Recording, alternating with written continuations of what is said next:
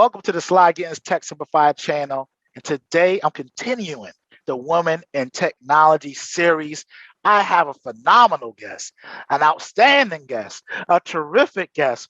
Her name is Barsha Karki, and she's about to bless you with her story and how she continued to succeed. Barsha, will you please talk to my audience? Oh, hey, Sly. Thank you so much for making me a part of your video series. Absolutely honored. And hello to the audience. My name is Barsha Karki. I'm a pre-sales engineer with NetApp Technology, and I'm based out of Sydney, Australia. And it's so great to be here today. Awesome. Thank you for coming here. I can't wait to amplify your story. It's so amazing. I know my audience is going to get so much from you. So can we start?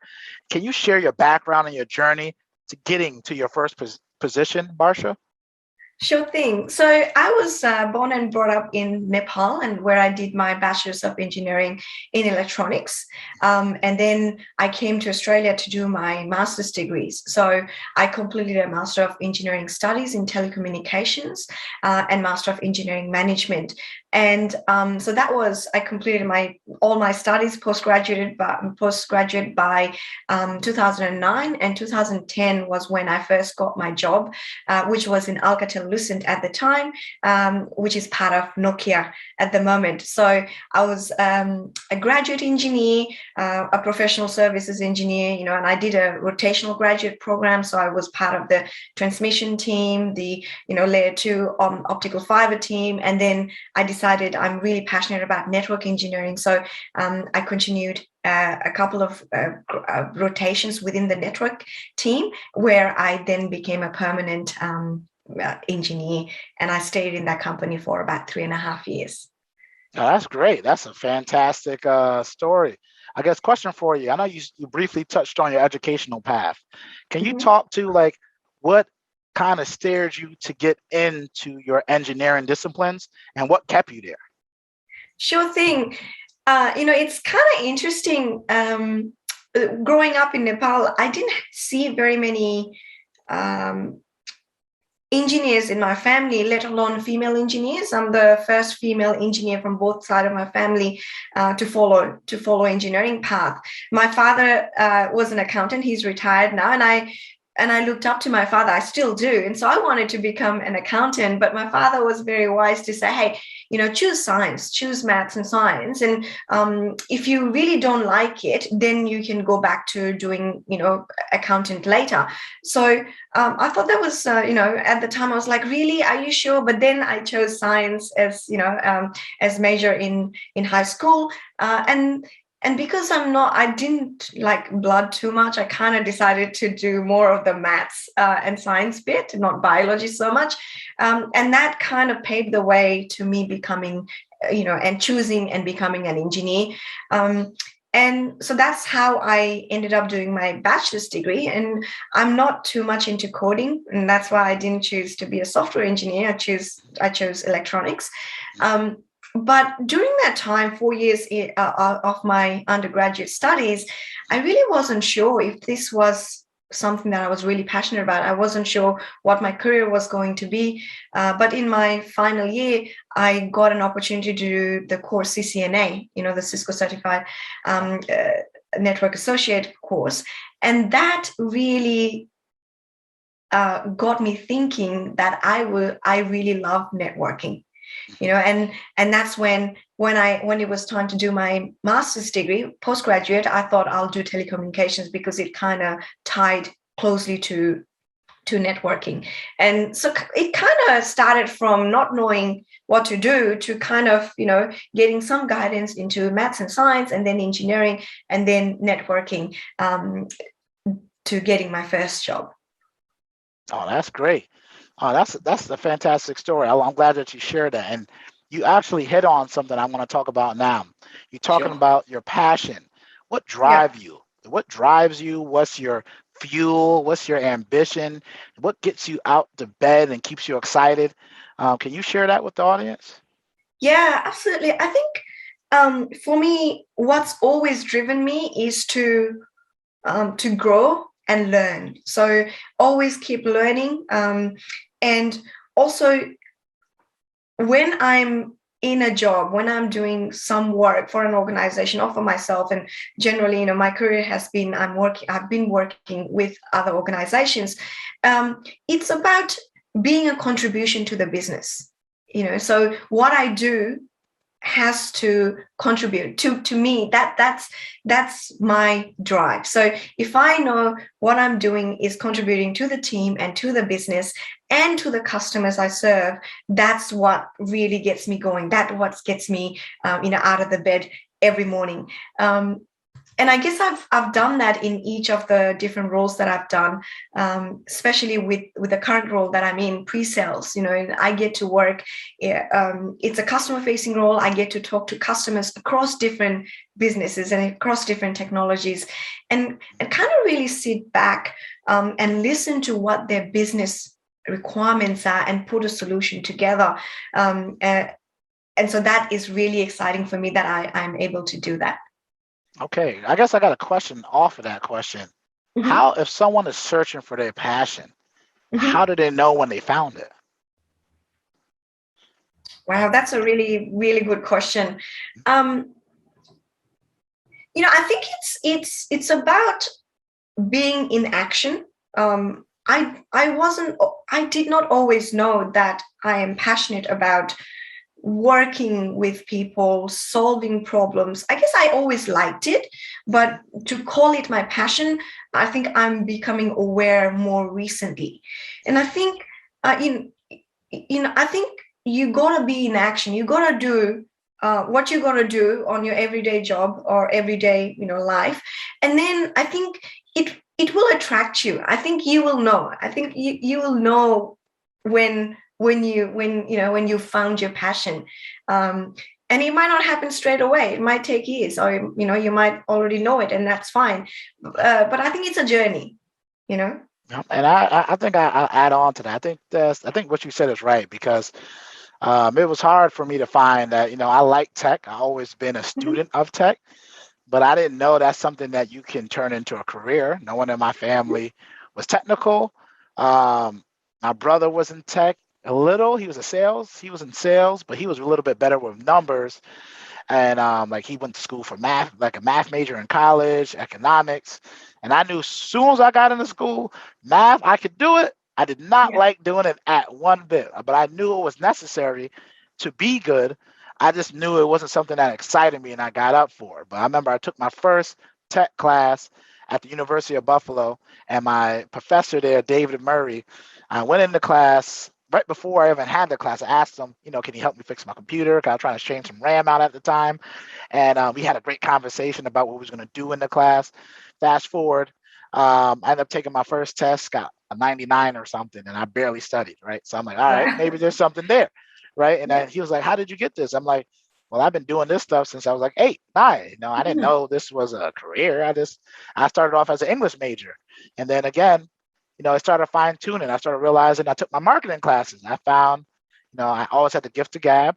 I've always liked business, so I was able to get people to come up or gather people around. So marketing was cool. I like to solve problems and I like to do it creatively, right? So that was cool. And then I like tech, and I didn't even Yeah. know you could do pre-sales. I didn't even know you can do something like that. I just knew, I just had a feeling that I was on to something because I kept looking Yeah. at my sales reps and my marketing people in my classroom, and a lot of them didn't like to get deep. They didn't like to go underneath the covers a lot. Not everyone, but most of them didn't. Then my tech people loved the tools, but they didn't really love what made the tools, right? And then Mhm. Facebook just came out, and I'm like, this is marketing and this is Yeah. tech all in Mhm. one. So I'm like, Yeah. and I just realized like I'm gonna stay in this area. I'm not, like you said, like I'm not a software developer. I didn't like those roles, those Mhm. courses. I took a few of them. I could do it. I just didn't find it entertaining because again, as a creative, my mind is thinking on 10 different things. When you're writing code, you got to know where you've been in the comments in. But I'd say Yeah. to sum everything up is, you might think that if you're still searching for that passion, you're probably doing something right now. What do you do without effort? Correct. Whether Yeah. that's knitting, you can make the first knitting a digital knit or something. You can figure out how to use technology to amplify what you do already. I got a friend who loves plumbing. Like, he always been good with his hands. He ended up going into trade, but he uses technology and marketing to promote his business. And then he Yeah. able to dominate a corner. I mean, a certain area, like where are we from, in Brooklyn and in Buffalo, and then now he outpaces most people I know, right? Because he took his passion and it's used technology, right? I just find when you have technology, it's going to hit most, if not all, different industries, right? In some type of capacity. How you can use that to amplify the skill that you're doing. So thanks for sharing that thoughts. Just wanted to dive into that. But I also know you are creative as well, and you have your own video series. Can you tell my audience a little bit more? What do you do, and what is your video series about? Yeah, absolutely. Thanks for bringing that up. And I really like the fact, your earlier point, that you didn't know about pre-sales. And I was the same. My first job after uni doing an engineering degree was, I'm going to go and work on projects. I want to work on delivering network designs and provision them. It was very fortunate and very lucky that I stumbled across pre-sales role. And so when I got introduced to the pre-sales role, I didn't even know what it was. I didn't know that was available to me. But I haven't looked back since then. The second job that I was in pre-sales, I've changed a few companies, but I'm still in pre-sales because I absolutely love it. So back to my series, it's called All About Data. So throughout my career, I've done the network engineer. I'm a network engineer at heart.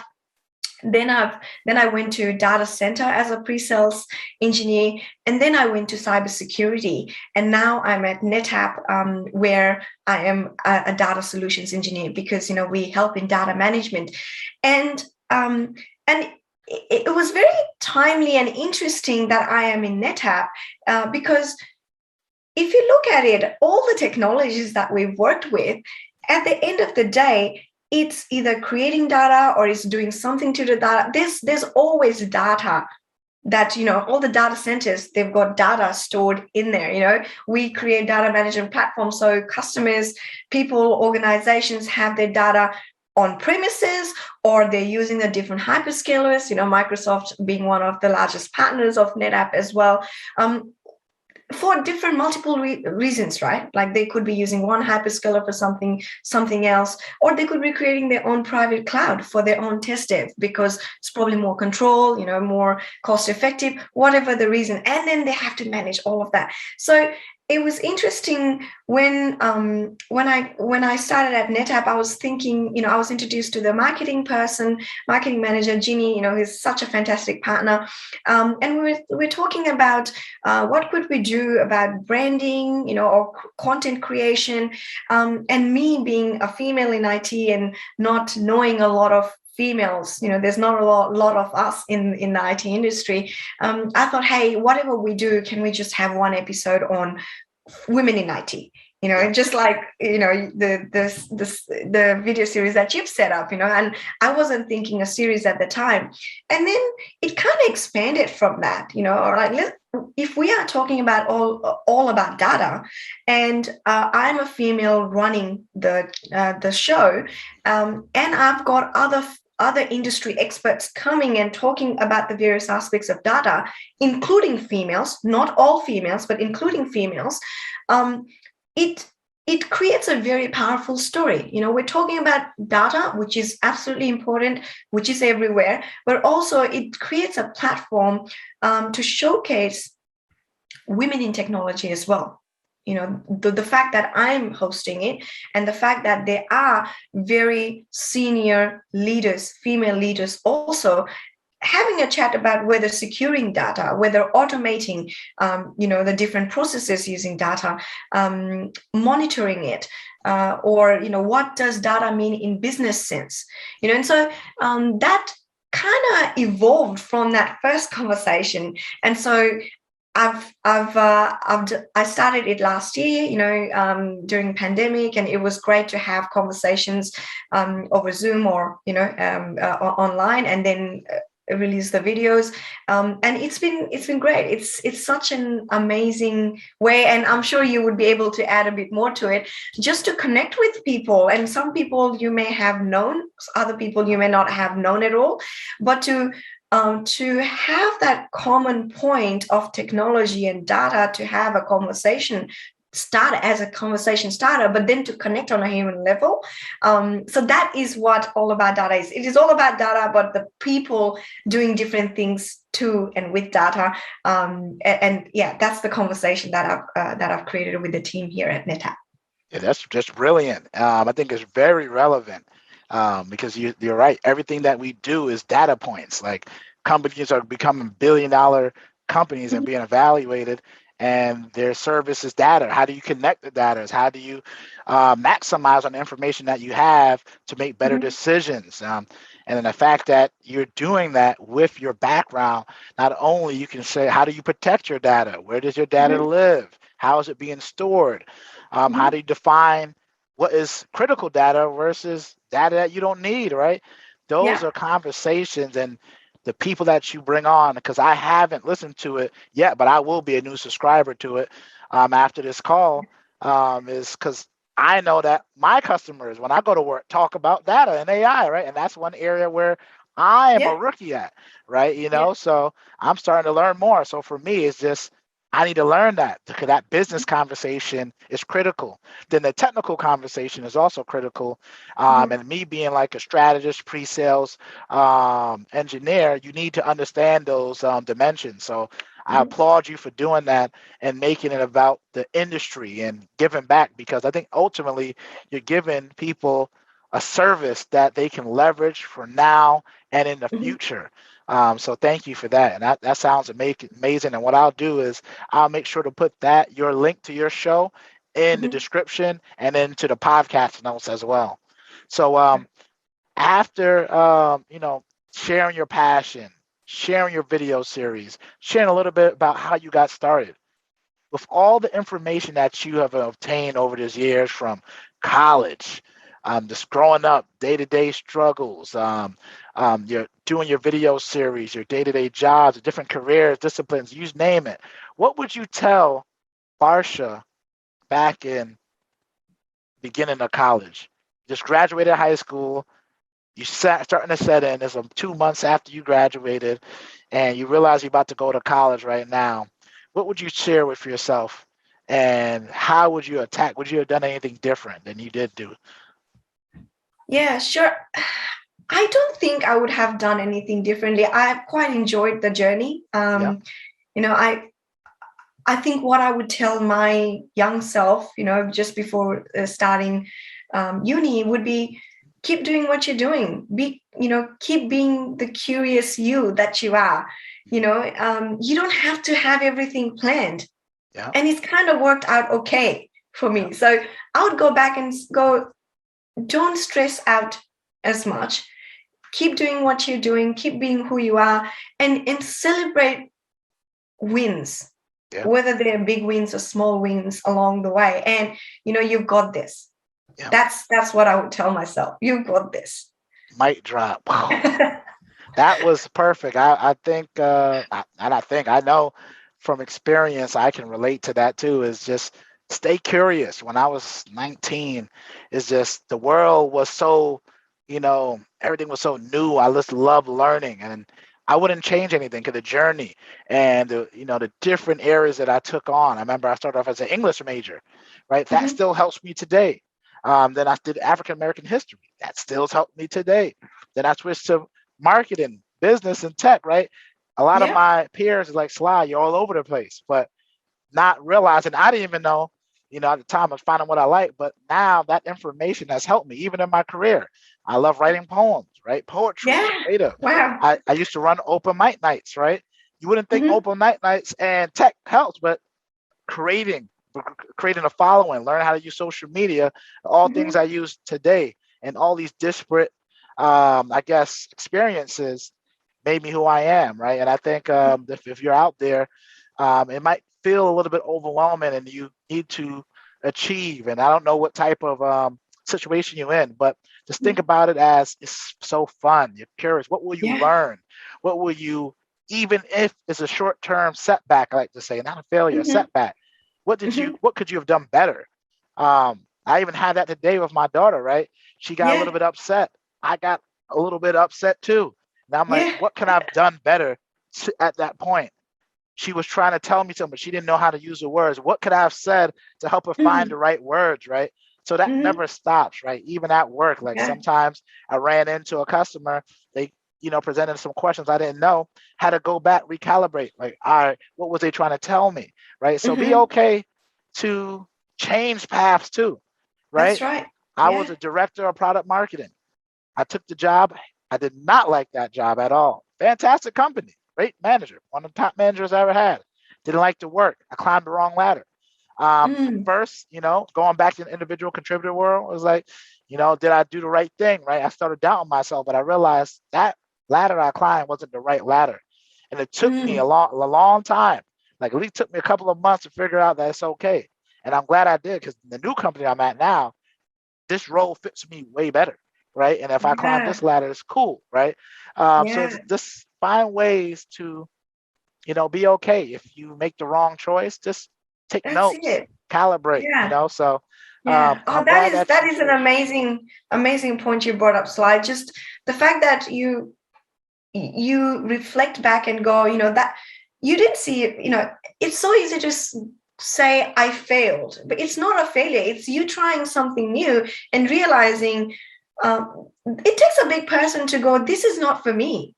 I've kind of gone somewhere. I tried it, but I don't like it. So let me go back and try something else. I think that's so amazing. I think a lot of young people need to see that, see a lot of people trying that, not failing, falling and getting up and moving on, and I think it's got to be the norm, that it's okay, you Yep. know. And it's cool. I Yeah. think that's making the data points, like how you said Yeah. earlier, right? Yes. How, like, when you go through, like, I started one thing that helped me still to this day, like, I'm a little bit more consistent today, is a daily journal, a reflection Mm. journal, I like to call it. What did I do well today? What did I could have done better? Like, I know I didn't give 120. That's what me and my friends do. 120, Yeah. 120 miles an hour. Yeah. I want to go every day. I didn't do that every day. Some days, some parts of the day I kind of coast, check my email, check my stuff. I wasn't on it all day, right? Yeah. What could I have changed to be a little bit better, whether that is mentally, physically, or, for work or emotionally, right? How could I have got better in the journal? And also I start off with what's three things I'm grateful for, right? Mm. Because sometimes I feel like it's easy to get caught up on what we don't have. At least for me, I like to use absolutes. I get caught up on what I don't have and not Mhm. realizing what I do have. Because sometimes people Yeah. will show it to me. I'm like, you're right. So that's something I realize if you're going through a tough time, do a reflection journal. If you don't like writing, do a reflection voice recorder with your phone. That's it. Just Yeah. record it. I realized I don't like to type it. I literally go Yeah. on Google Docs on my phone, and then I just talk into my phone, and it just types everything for me twice as fast. I get it Yeah. done, and then I just go to the gym or something, right? But anyway, Yeah. just to cap it off is, right, take that time to just experience it, and whatever Mhm. happens, record Yeah. it and move on and make your Yeah. decision and live with the decision you make. That's it. So we talked a lot about your personal, your professional life, but can you Yeah. share some hobbies that you do outside of work? Yeah, sure. So I took up music not too many years ago, maybe about 4 or 5 years ago. I you, if I hear a song on the radio or wherever now, Spotify, I like to hum along, and that's always been me. But I've never done anything to kind of go, hey, let me sing it to the right tone, or the pitch and whatever. And I'm an alto, so I met this teacher. She lived very close to where I was living, and I still go to her now. It's been about 5 years, so I do vocal classes every Sunday. And when I was pregnant with my baby, you couldn't really use the vocal cords too much, the breathing and all of that. So I started learning piano, and that's the first musical instrument I've ever learned. And so, yeah, that's something that I do outside of everyday job. I also like to meditate, so I try to spend some time every day and meditate, even preferably an hour, if not at least half an hour. And I'm not sure if it's called a hobby, but I do like to give back to the community as well. So I try to mentor female university students. I've been doing that for the last 6-7 years, just to give them, and I do that with the university that I did my postgraduate in Sydney. They have a women in technology, women in engineering and IT group, and they run mentoring programs. And so part of that is I mentor them for 5 months, give them exposure to what working world is like, bring them to meetings when I can, give them tips and tricks, or get them to have a chat with the HR, other teams, other people. So there's a few different things that I do. And then, I'd like to keep fit as well. So I try to manage and have a well-balanced kind of life.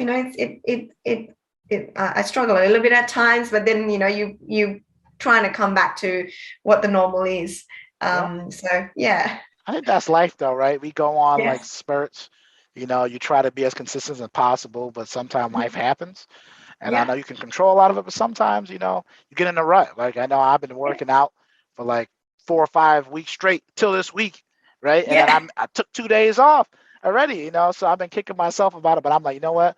It's all right. Got a lot of stuff on my mind. I just go back to the gym tomorrow, right? Just get back into it. Go back to the gym.